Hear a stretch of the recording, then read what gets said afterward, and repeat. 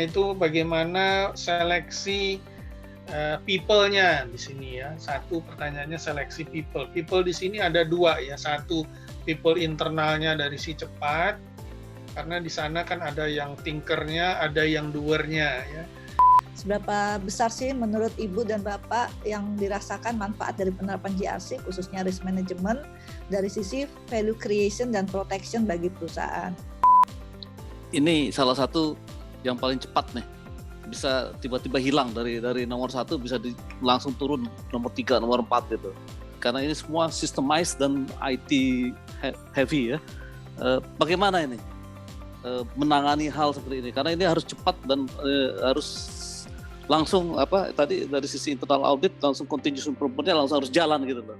Saya melihat juga bahwa kasus di logistik saat ini, terutama di online distribution ini sering terjadi ya kasus COD gitu ya. Ini untuk memitigasi ini supaya lebih sederhana lagi dan lebih bisa meyakinkan customer itu apa yang dilakukan oleh si cepat ini ya. Nah.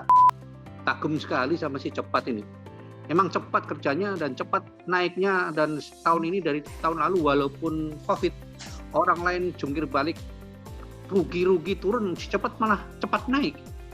Ini fenomena yang luar biasa. Artinya sebetulnya orang yang mengeluh terhadap pandemi itu ya ada benernya tapi ada juga salahnya ya, karena ternyata di bidang yang lain ternyata malah melompat.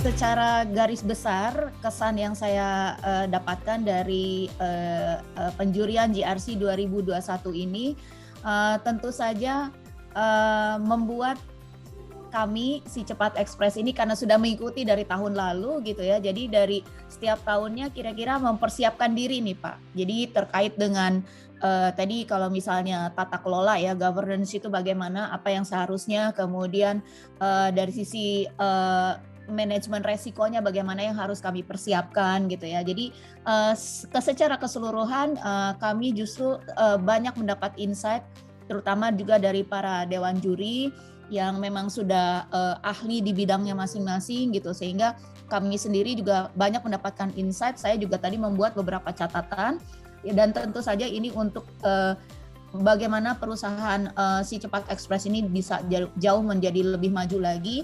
Tidak hanya dari sisi tadi Bu Dewi sampaikan ya, tidak hanya dari sisi growth revenue maupun juga dari dari sisi volume paketnya itu sendiri, tetapi secara manajemen resikonya juga benar-benar diperhitungkan gitu kan. Jadi harus diamankan. Nah, ini catatan yang kita ambil dari penjurian pagi ini.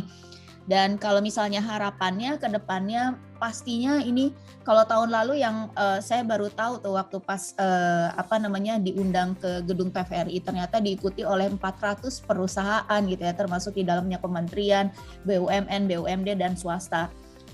Mudah-mudahan di tahun mendatang juga ini tentu saja makin banyak perusahaan yang akan ikut serta dalam evaluasi GRC ini.